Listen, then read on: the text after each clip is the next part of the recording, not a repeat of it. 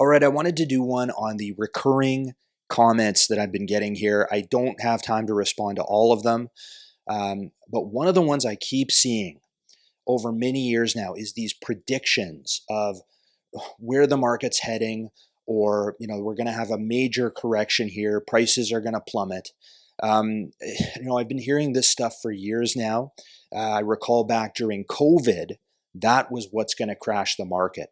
I was calling my database, talking to people, getting hung up on. Nobody wanted to talk to a realtor. I'd tell them, this is a pretty good opportunity here. They wanted to hear nothing of it.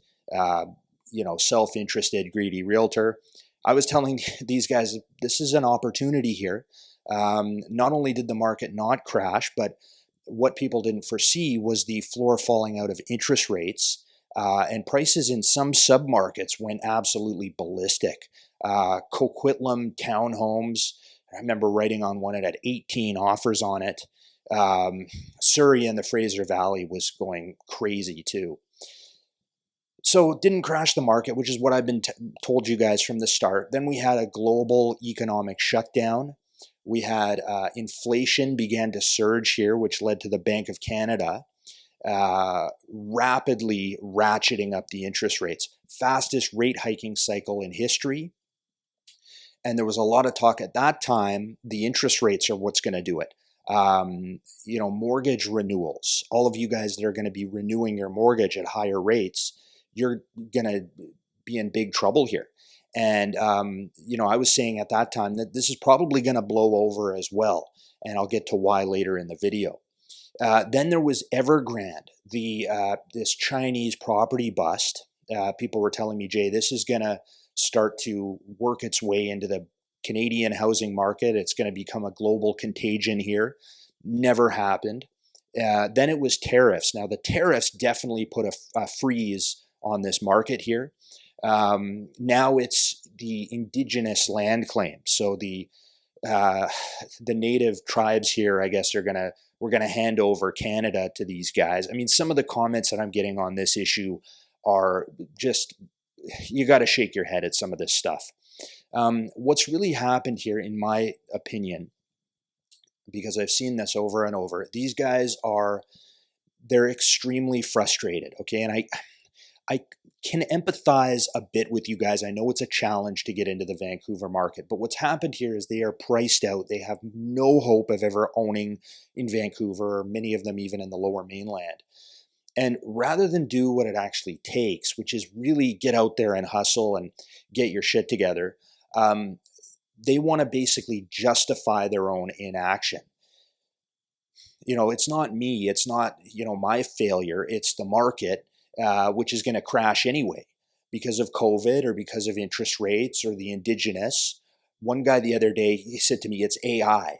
Property prices are going to crash because of AI. Okay, well, it's pretty speculative there. But they're just really justifying their own action. They don't want to actually admit to themselves, what needs to be done here. And I think these doomsday guys too, I think you guys are going to be really, really disappointed. I've seen these comments over the years, and most of the time these guys just get more bitter and angry. The crazy thing about all this is even if property prices even if we had a major catastrophic real estate crash in this country or this province, and prices were down 50%, even then, do you think these guys are going to buy? They don't have, first of all, they don't have the financial firepower to get into this market anyway, even if it did crash 50%. But secondly, they obviously don't have the right mindset of what it takes to get into this market. So, another one that I hear here, the unemployment rate. Unemployment has been increasing. Yeah, it has. Largely, though, that's in youth unemployment. And what I find is usually when unemployment, when it goes up, it tends to affect the lower end of the income distribution. That's who gets hurt the most. It tends to disproportionately affect renters, if anything. That's who it's going to affect. It's not going to affect homeowners that are buying and selling multi-million-dollar properties in Vancouver proper. The interest rates, that's another thing that gets mentioned. Interest rates are going to have, listen, we've had the fastest rate hiking cycle on record, and it barely put a dent in this market. The reason for that, I want to cover this point, is that in Vancouver, we have half of you guys roughly own your homes clear title. So you do not have a mortgage on it. And certain submarkets, there was a study done by Andy Yan here. Markets like Oak Ridge and Shaughnessy actually have clear title ownership rates in the 60 to 70% range. So they're not over leveraged. If the interest rates go up, they can simply refinance or stretch out the amortization. They're not going to be any trouble. That's why that whole thing blew over. Real estate works on the fundamental law, mainly of supply and demand. So if you have population growth, people continue to move here, and construction costs keep increasing, which they have been with the inflation. We've seen in many cases double-digit increases here. Land, labor, building materials, all those things are going to go higher with inflation, guys. So, this is why I think it's very unlikely you're going to see any kind of free fall in the city of Vancouver in terms of prices. One of the main factors in this is the development industry. Because developers, I've explained this to you guys so many times, they're not going to keep building into a market that's been in decline here.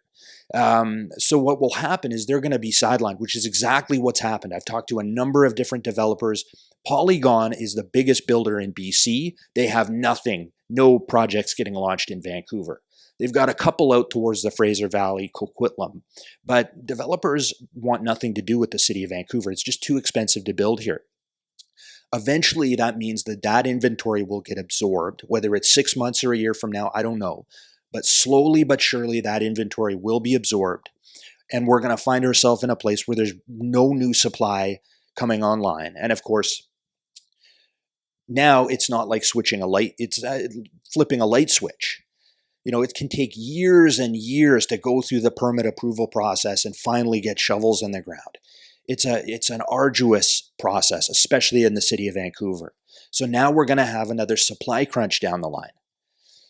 And that is what kind of puts a floor to an extent under prices. That's why in Vancouver, the typical market correction you'll see is about 5, 10, maybe 15%. That puts a floor under the prices. Right now, we're only off, guys, about 8%, 7 to 8% in aggregate. That is from all-time peak prices when the floor fell out of interest rates during COVID. So the market's been pretty resilient here, actually. So look, if you want to put a plan in place, you want to get serious, feel free to reach me, you guys, anytime. But one of you guys, the internet trolls and that, leave it in the comments section. Fine. It's an open forum. Maybe we'll get some comedic value. A lot of my clients are laughing at you guys. They are. Leave it in the comments, but these guys are jokers. They're not people that I work with or take on as clients.